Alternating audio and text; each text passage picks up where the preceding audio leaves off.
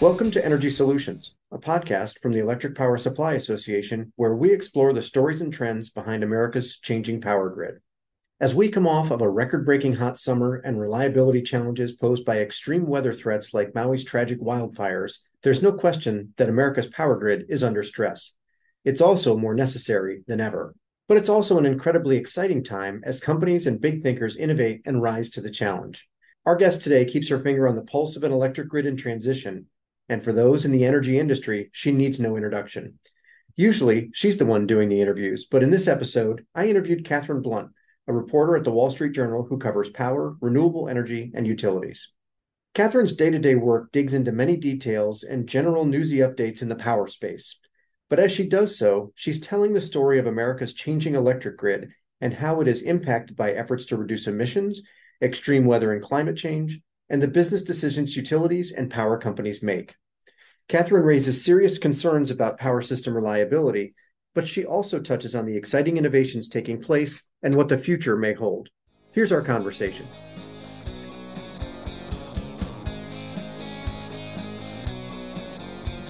Well, welcome, Katherine, and thank you so much for taking time to visit with us this morning. I know this is probably not the largest podcast you've ever been on, but we're certainly grateful that you are engaging with us on this. I think it's timely, and the work that you do is vitally important. And so I'm always curious because many of us who work in the energy space didn't intend to get in here, but how did you get into writing about the power sector? Was that something you always knew you wanted to do, or is that something that, like many of us, you kind of found your way here and now are up to your elbows in it? Definitely the latter. It was an opportunity that presented itself. At the time I was working for the Houston Chronicle, and I'd done a little bit of conventional energy coverage, not a whole lot. But there was the opportunity to move to the Journal and cover power and renewables. And I knew at the time that it was something that was only going to become more important with time, even though it wasn't kind of the premier energy beat within the paper, right? I mean, I would say at that time, certainly it was covering Exxon or Chevron or kind of the big oil companies. But within 3 days of joining the Wall Street Journal, PG&E's power lines ignited the 2018 Camp Fire. And so, the biggest utility story in the better part of a few decades was mine to cover. And I did so with a couple of really talented colleagues. It was a very steep learning curve, but really kicked off a lot of very interesting coverage and learned a lot about the space in that process. Well, since you mentioned it, let's just kind of go right into it and ask you the question I've been thinking about, which is you did write an excellent book. And for those who haven't read it, I would highly encourage California Burning as a great read, but also a lot of lessons to be learned there about the safety culture and issues that sparked the wildfire that you mentioned a moment ago in California. And of course, we've just seen a very recent tragedy that occurred in Hawaii and Maui, and you've already done some reporting on that. And I guess based on what we know now, what stands out to you in the most recent event? Do you see similarities or differences? Are there things to know or lessons that you already have identified, or is it still too early for us to make any logical, jumps from one to the other or ways to compare them? Well, I suppose to be clear, we do not know for sure what caused the fire in Maui. Right. Official determination has not yet been made. There is evidence that suggests that Hawaiian Electric's power lines played a role in the fire. And if that is to be conclusively determined, I would say that there are pretty significant parallels between what may have happened there and what happened in California, kind of chillingly so almost. I mean, just going through some of the regulatory filings the company's made over the last few years is, back in 2019, they were observing what was happening with PG&E. The company was observing that and was recognizing that it probably did face elevated risk of wildfire. And it announced publicly that it wanted to do more to assess that, wanted to do more to harden the system in the event of, high wind conditions and things along those lines. But utilities often move relatively slowly, and that slowness is often most apparent in hindsight. Right. So it wasn't until 2022 that they put forth a formal plan to address wildfire risk, and that proceeding is ongoing. Right. There wasn't a great deal of regulatory urgency either, which is also often the case, right? Mm-hmm. So we think about the lead up to massive 2017 and 2018 fires that were ignited when either because of vegetation issues and PG&E's power lines or the just aging transmission infrastructure. Um, Regulators had been weighing for some time whether they should try to do more to push PG&E to address wildfire risk. Historically, it had been most acute in Southern California, so that is where most of the focus had been. And I mean, of course, in hindsight, you could say that both PG&E and the Regulatory Commission moved too slowly to think about wildfire risk in Northern California. Again, that's most apparent in hindsight. But, given that California was grappling with, really recognized the catastrophic risk of power line fires as early as 2007 with San Diego Gas and Electric's Ridge Fire. It wasn't until I think 2018 or 19 that the commission even required a formal wildfire mitigation plan from PG&E, right? And so, not to be long-winded about this, but another similarity that just has been shared with us anecdotally from people close to Hawaiian Electric over the last 10 years or so is the company has spent a lot of time and resources focused on helping Hawaii hit its RPS targets, right? Very focused on renewable energy. And, I say this and often get a pretty swift blowback from people who are proponents of renewables. Saying this is not an indictment of renewables, right? It's just a simple statement of fact that the company was very focused on this and seemed to have fewer resources dedicated to assessing operational risk or climate-driven operational risk. Yeah. And so one thing that I think is important is, for utility companies, it's a simple question. You have a lot of resources dedicated to the energy transition, switching to more quickly to wind and solar, bringing more battery storage online or whatever it may be. Are there commensurate resources on the operational side assessing risk? That's a question. Yeah, that sounds like a fair one. And I would put my old regulator hat back on and say that I agree with your assessment that sometimes the regulatory wheels do turn slowly, but those are, I think, some of the right questions that regulators, not limited just to the West, but across the country, probably ought to be thinking about as we see these examples of, just devastating occurrences. And, we certainly don't know what we don't know, but I think on a more broad level, this is, around the reliability issue. Are we going to have to wait for some kind of crisis in order for people to pay more attention to reliability and prioritize it? And I think it's a good lesson that can be broadened, not just limited to potential fires that are started from infrastructure, but for a broader set of issues about the need to stay focused on both and move more quickly than maybe you have in the past. I was talking to Michael Orr at Stanford the other day, and he had what I thought was a pretty interesting metaphor, just talking about kind of the pace of change and the speed at which utilities are moving to address wildfire risk in the West. And he said, these proceedings in which you're applying for cost recovery and just the sort of the months long or years long back and forth between interveners and everything. This all was all well and good when there was no competition. And he's like, the competition now is wildfire. It can come and take out your entire business, and I thought that was an interesting thought. I'd never quite put it in that frame, but it's like, yeah, how do you address that, given that very scary and real dynamic? Yeah, and that the pace of change is accelerating. And so not just utilities, but the entire energy sector is, I think, going to have to learn how to adjust, move quicker, and be more responsive in shorter order maybe than we have in the past. Right. I think that's true. So you cover a lot of things in the energy sector, and I don't want to limit you to kind of the current issues of the day. So because you cover so much, what are you looking for when you are writing stories, or what is it that, draws your attention? And what are some of the things, aside from what we've already talked about, that maybe you're following right now, or stories that you see in the making? Yeah. From where I sit within the Wall Street Journal, I'm part of the sort of the corporate coverage group, in that I cover big publicly traded companies. But for me, that doesn't necessarily mean sort of turn of the screw developments like you might see for, I don't know, Tesla or whatever. It's like I'm writing trend stories, right? Kind of like trends among companies, whether that's in the competitive power space or the regulated space, or I mean, a consistent theme for me over the last several years has just been reliability in its many facets. Yeah, People are keenly interested in that right now, us thinking too. about the grid. Yes, yes.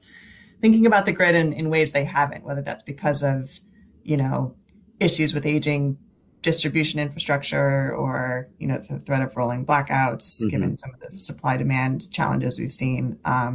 So that's been top of mind. And then, this time of year is always pretty fraught, as you know, whether it's heat related or fire related. So that's often where my expertise comes to the fore most prominently.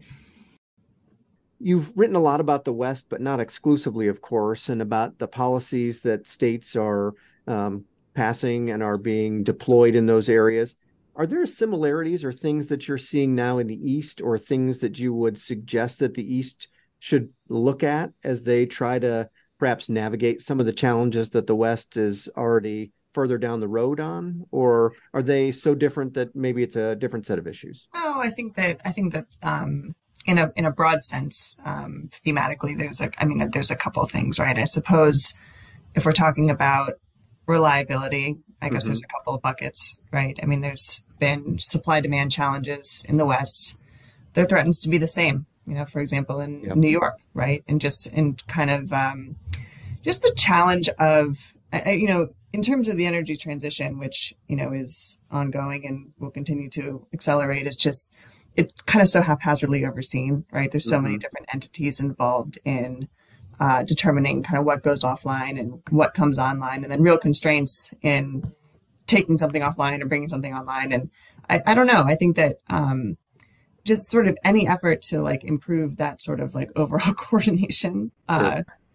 challenging as it may be, is something that would be beneficial possibly. But I mean, certainly something that I'm watching in general. But also, I mean, in terms of climate change is creating new risks, right? I Hmm. mean, the prospect of, I don't know, longer heat waves, drought in places that you didn't see before, potentially stronger storms. There's all kinds of variables associated with that, of course, but, smart utilities in the West are trying to get a handle on what this means Yeah. for the ways they operate the system. So I've seen the same in the East to some extent. One of the earliest utilities to really undertake this was Con Ed after Hurricane Hmm. Sandy, Yep. looking at substation flooding and sea level rise and things along those lines. So we're moving into a period of time in which the grid is going to become even more challenging to operate on a number of different levels, and that's going to require a lot of assessment and investment. And I do think that your comment about the coordination is a particularly relevant one, as we are seeing, some of the challenges in the West that are happening in, restructured parts of the East, but also in parts of the Midwest that are vertically integrated that happen to be in an RTO where they are dealing with some of the same reliability challenges. So I think it's the proverbial we're all in this together. And I think we'll be smarter if we collaborate more and do better at sharing information. And I think I see that certainly from our seat that that's happening more. So I'm at least nominally encouraged that we're going to try to get ahead of this, as opposed to be behind it. As you said, more often than not, our industry moves a little slower than some, but I think people are painfully aware of some of the risks. So I'm hopeful Yeah. that we're going to make progress. Well, that's good to hear. I like to hear that encouragement. Yeah, so we are now in going through what is yet another heat dome. Texas had a pretty hot stretch for quite an extended period of time in July, and now we're having another one that's affecting the upper Midwest.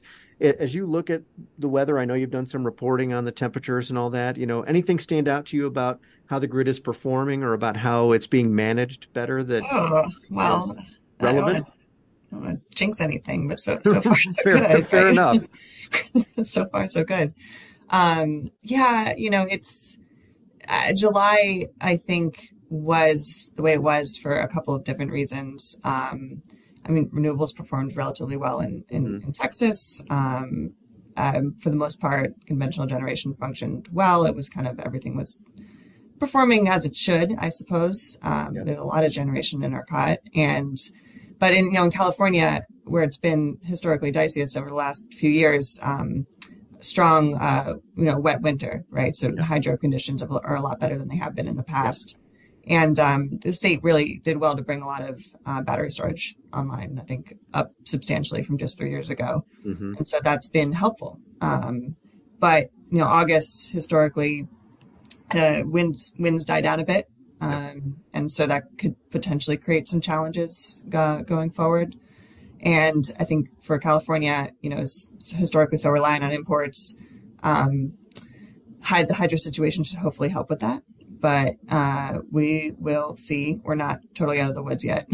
Yeah, I would share that sentiment that we're not quite there yet. We're not to the fall season, but I do think it tends to shine a light on, a lot of parts of the country where it's a winter peaking season. Everything operates great, in the other 9 months of the year. It turns out that we're having challenges in parts of the country where we may turn into a summer peaking system. Yeah. And, the grid's got to operate 365 days a year, and probably 350 or 355 it operates seamlessly. It's those 5 or 10 days of stress that everything's got to work right, or as you know, we end up in, a very bad situation. So we're optimistic that we will get there, but it's, we've got another month to go before we kind of move out of the summer season. Yeah. Yeah.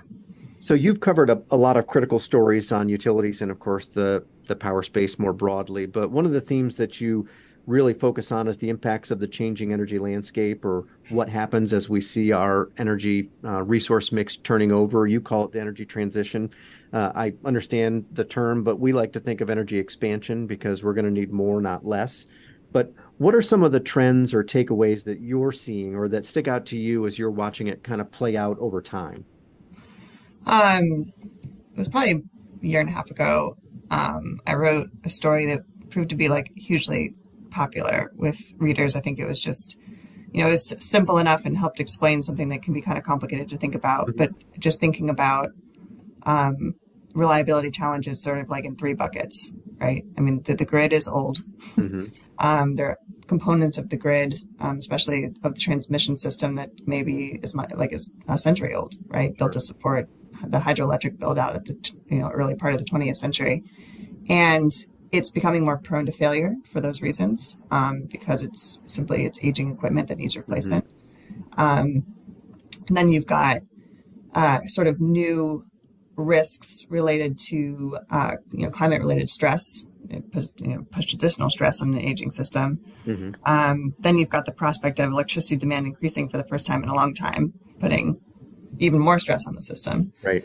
And then sort of this separate but related idea that managing what's going offline and what's coming online has created some kind of real vulnerabilities in recent years, right? There's been some, think about California did have rolling blackouts in 2020. Yep. There's been some near misses since then. Mm-hmm. Obviously, what happened in Texas in February 2021 is a bit different, but nevertheless, sort of highlighted the vulnerability of what happens when you lose a lot of generation. That's right. And so again, just we spoke earlier about the challenge of just managing the pace, right, mm-hmm. and making sure it all continues as it should and as we want it to. And there's a million facets of each of these buckets, right? So that's kind of what I focus on and try to draw out or home in on to help people understand those themes in greater depth. Sure. I think you diagnosed it in a way that we are, in agreement on, which is reliability is particularly challenging. So as you look at it and the people you talk to, do you think people are prioritizing reliability in a way that they should? And are there issues that are impacting reliability that you don't think are getting the attention that they should? I think generally, yes, it's actually, it's a question that I think you're well positioned to answer, and I'd be curious to hear your thoughts on it. Sure.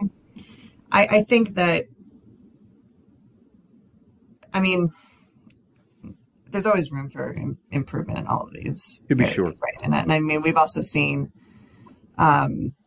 companies just completely caught off guard by some sort of risk that they failed to fully appreciate, mm-hmm. right? And that's not necessarily a criticism. It's just to say it's a really dynamic time and things seem to be changing really quickly, and it can be hard. It's unfortunate that it often takes a disaster to sort of reveal the extent of whatever risk you're talking about, right? And I think it's just an unfortunate reality, but to the extent the industry can sort of get ahead of this or keep this in mind, right? And try to be kind of covering on all sides. Easier said than done, right? But Yep. it's a challenging time. Yeah, and I would to your question, I do think that the issue is being raised at the right level to the right people. There are some who say, the generator community is just, they always say that it's a reliability issue, and that just means they want more of their old plants to run, and they're trying to find new revenue. But I think it's way more complicated than that. I mean, certainly you're going to need sufficient resources to run to ensure reliability, and our members are actively engaged in making sure that they can provide the resources that are needed. They're investing in the new resources as well as maintaining the existing resources that are going to be crucial to keeping the lights on, even as we Mm-hmm. see the broader deployment of intermittent or renewable resources. I mean, the system has to work together. So I'm optimistic that industry, and that includes our utility cousins and others, are very much focused on this issue. I do worry that policymakers kind of overlook the impacts of policies on reliability, and trying to educate them about what that might be becomes a bit of a challenge, because sometimes they don't want to hear the message. Sometimes they're concerned that you're overstating the message, and sometimes they don't want to hear it. That we've got Mm-hmm. it's an existential crisis that has to be addressed, and your solution doesn't match my proposed solution, so we're not going to talk about it. And I think that's where we're going to have some of those difficult conversations to ensure that the American public doesn't run into a situation where they have power interrupted at times when it's never convenient, but when it's least convenient and most impactful. Right, right. Yeah. So, no, Sorry. go ahead. No, I go was ahead. just going to say, a piece of this that is often talked about among kind of the wonkier people in the space, or not, shouldn't put it that way, but just talking about transmission build out, right? I Sure. mean, this is just, everyone sort of agrees a very critical piece of the puzzle here. And it's just something that's historically been so hard for us. I mean, as a country, Yes. maybe What not was historically, we used to be able to build it a lot easier, but at least recently. I forget what was the name of the line. Was it Grain Belt Express that took 17 years to get from beginning to end, that I was finally think that's just right. approved? I I think mean, that's right. your children would be in high school if you started, at birth to when they would finally get this thing done. And I think that raises one of the many issues that, we're concerned about, of course, and you are probably reporting on this tangentially, but it's permitting and siting reform, which is critical if we're going to try to accommodate many of the federal and state policies that are competing for the utilities' attention and for power generators more broadly. Right, right. Yeah. And there's been some movement at the federal level in the last few years to try to kind of better coordinate the process, but we'll see. Yeah, there's much work to be done on that. So, one of the other issues that I think we bump into, and we've seen it more over the last couple of years, certainly it's risen to prominence, as physical infrastructure attacks. The situation in North Carolina last year, the near miss in Baltimore, where people were arrested before they could do what they had set out to do, but there were a couple of incidents in the West as well, kind of layered on top of cybersecurity. Um, how are you hearing about these things, or how does your reporting try to answer some of the questions around, are we as secure as we can be, or what do we need to be doing to improve our cyber and physical security? Yeah, I well, it's frightening for one. I mean, there Yeah. seems to have been an uptick in this kind of activity per what NERC tracks over the Hmm. last few years, and it could be for a number of reasons. I mean, it could be for simple theft of materials, or it could be darker motivations and actually wanting to knock out the grid in some form or fashion for some reason. Hmm. And I think that I believe that NERC is trying to come up with some more kind of stringent guidelines for the protection of wider range of substations, Yeah. other than sort of like the large substations like Metcalf and others like we saw Hmm. attack on. I was talking to a friend the other day who was driving through California, and they're like, I took a picture of Metcalf. I was like, you can still see it. It's like, Yeah. okay. So, um, yeah, I mean, I think it can just require thinking more broadly about what different types of assets need protection.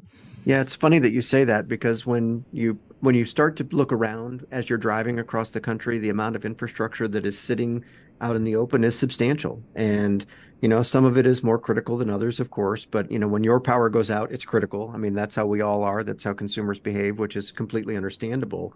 But I think, industry is doing what it needs to do to start to look at how we protect resources in a different way. Because as you note, the uptick in activity is sometimes malicious, it's sometimes theft, it's a range of rationales, but in the end, all of those things have an impact on reliability, which I think we're all focused on trying to limit the negative impacts. And it is very difficult and probably going to get more difficult as we go forward.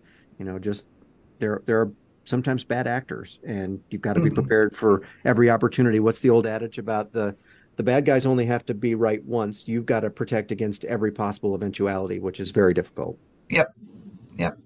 So you take a very broad look, as you noted a moment ago, about what you cover, and you deal with utilities that are in vertically integrated states. You've looked at, the competitive markets. You were kind enough to participate as one of our moderators at a EPSA Competitive Power Summit. How do you view the two different models of the world, and are you tracking any issues or watching any issues in the space where, there's maybe some contrast between the vertically integrateds and the competitive markets? I think that it's been fascinating for me personally just to kind of try to stay up on the different market design debates that are playing out in pretty much every competitive market right now to accommodate and account for the fact that power is generated very differently than it was when the markets were created a couple decades ago. Yeah. And I keep threatening to my editors to write a market redesign story. I haven't made good on it yet, and I'm sure they're relieved. But Well, I can assure you, don't include the phrase standard market design, or you'll get, sent to the penalty box like I do here in the office. yeah. Um, so I think that's really relevant. It's Yeah. obviously extremely complicated, no question about it. But it's highly highly relevant. And with the it's interesting. I suppose I'm kind of tracking fewer issues with some of the vertically integrated Hmm. markets, but in terms of retirements or what have you, it's been interesting to see sort of the need for some of the utility companies to keep generation online. I Yeah. think it's kind of been interesting to observe in MISO over the last couple of years. Hmm. Um, but also in some cases stuff is still going to set to retire, and that has implications for for California and its ability to import power at different times of day, and so it all plays together. It's all kind of part of the big same system, even if it's operated differently. Yeah, that's exactly right. And I think sometimes that, the consumer, rightly or wrongly, hits the light switch, and that's what needs to work. But boy, there's an awful lot that goes in behind the scenes across the entire country, the Eastern and Western and the Texas interconnection. So yeah, there are a lot of moving parts. And we've talked, of course, about our perspective, but what are some of the things that you're hearing at a high level across the entire energy sector? So are there are there ways that people are approaching things that you say that sounds different or that's new, or are you disappointed that, maybe it's the same old, or, kind of how are you hearing about how people are looking at things going forward that are, up to their elbows in the industry? I think a lot of smart people are thinking hard about these challenges. Hmm. It's all these processes that we're talking about are fairly slow moving just because they're so complex, and there's always the question of what is fast enough. But Yeah. it's kind of hard to envision how you would speed up some of these really complicated conversations about market structure, compensation, things like Hmm. that. But every day it becomes more critical. To be sure. It's funny you mentioned the MISO situation. One of the things that has been becoming a kind of a regular commentary that we are hearing now at a number of industry events is that, even regions of the country where vertically integrated utilities are the ones who have integrated resource plans and are responsible for ensuring resource adequacy are finding it difficult to replace their supply that is retiring because they can't either get it approved, they have the litigation processes, they're running into problems. And I found that to be an interesting insight for, we of course focus on the restructured markets predominantly, but when you hear your compatriots in vertically integrated portions of the country say that they are experiencing difficulty in permitting, siting, and constructing new generation resources. That suggests to me that we have something of a broader problem that really is going to require attention because, as you noted earlier, electrification and the increase in demand is upon us. And if we meet some of the goals that folks have laid out with regard to electric vehicles and electrification of homes and industry, the demand curve is going to increase pretty substantially, and that's going to require more resources, not less. And I am somewhat concerned that we're going to have a misalignment between supply and demand, and that leads to very bad outcomes.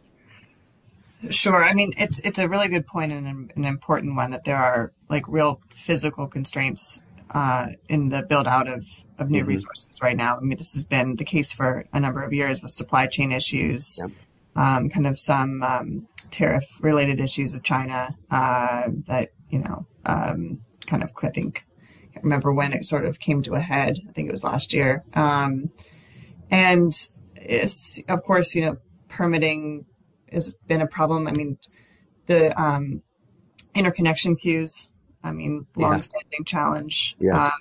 Clearly, there's been issues to kind of reform that and make sure that the most ready projects get the fastest approval, Mm-hmm. which makes sense. But yeah, I mean, it's there's any number of challenges that a developer could encounter or utility could encounter in trying to bring new resources online, and some have had more success than others, I would say. I think that's right.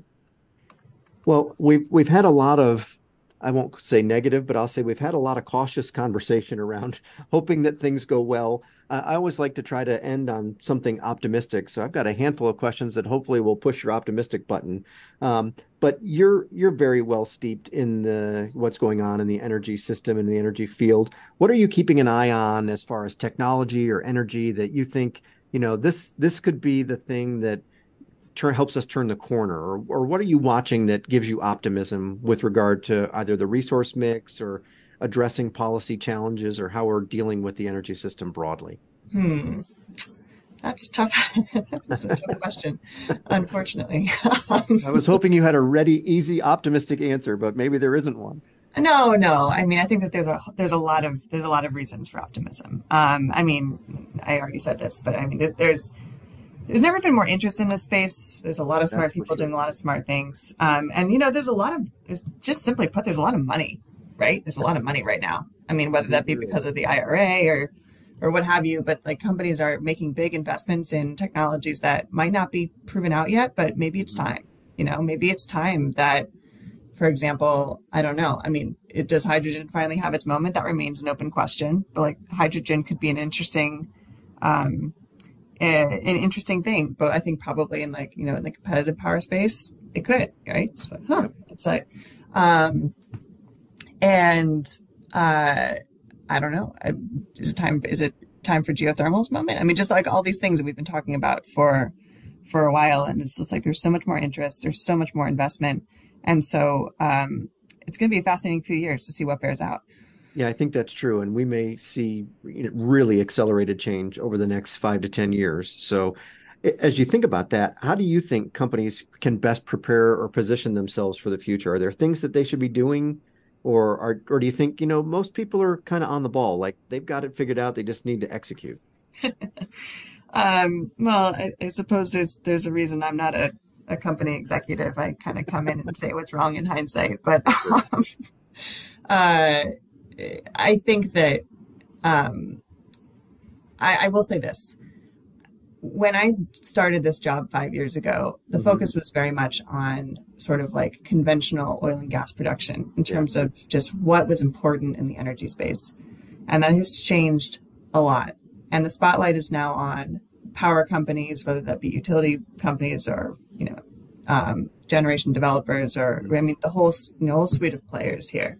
Yeah. So everyone's in the spotlight. And I think everybody recognizes that and is trying to perform at a higher level than they might have had to perform in the past.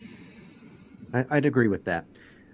So that leads to a great question. So how do you view your role as a reporter? I know when you're writing, you're sharing a lot of, as I noted before, complicated information that you're trying to boil down so it's digestible.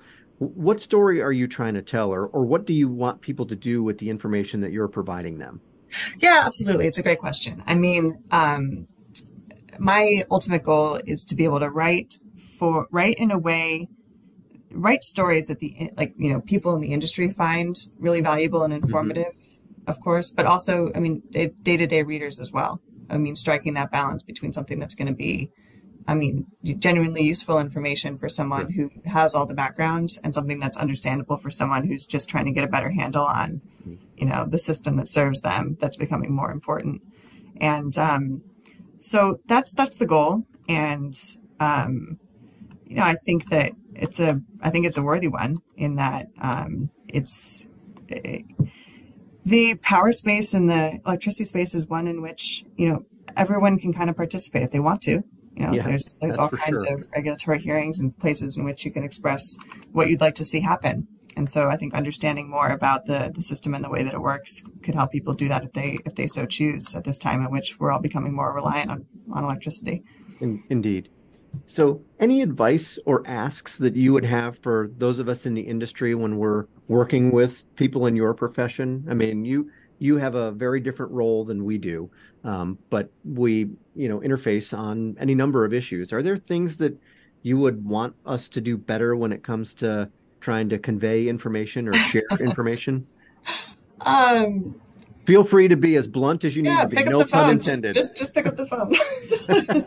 That's all. No, I mean, I think most people do. I say it a little bit tongue in cheek. But no, I think it just kind of, I would hope, keeping in mind the importance of having these conversations honestly. I mean, Yeah.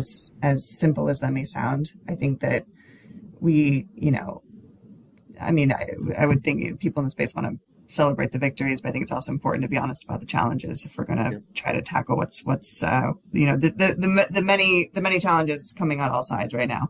Hmm. I think that's probably the best advice you could give someone is just be honest. It saves you a lot of trouble at the back end of that. Yeah, I So, think that that's the case. yeah. So as we get close to wrapping up here, we always like to give the opportunity for you to make news. So is there anything new that you're working on? Is there another book in the pipeline? Anything that you want to share that would be newsworthy on our end? Um, I hope to eventually be able to announce another book, but not quite yet. Okay. Well, Just we will hold stay that in tuned for the coverage this fall. excellent. Well, we love that. That's a good tease, I think they call that. So, Catherine, I can't thank you enough for taking time to visit with us today. We certainly appreciate it and really value the work that you're doing because, we do think you do an excellent job of trying to convey some very complicated information in a way that's useful and digestible, as you said, for both industry and for the casual reader. And so we certainly appreciate the work you do. I appreciate that. Thanks for having me.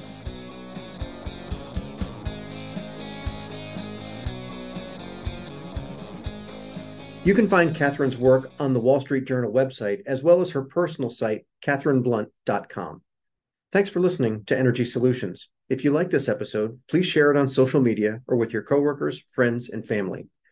You can also connect with us on X at EPSA News, on LinkedIn, and on Threads at Electric Power Supply. And subscribe, follow, leave a rating, or comment on Spotify, Apple Podcasts, Pandora, Google, or wherever you listen to podcasts.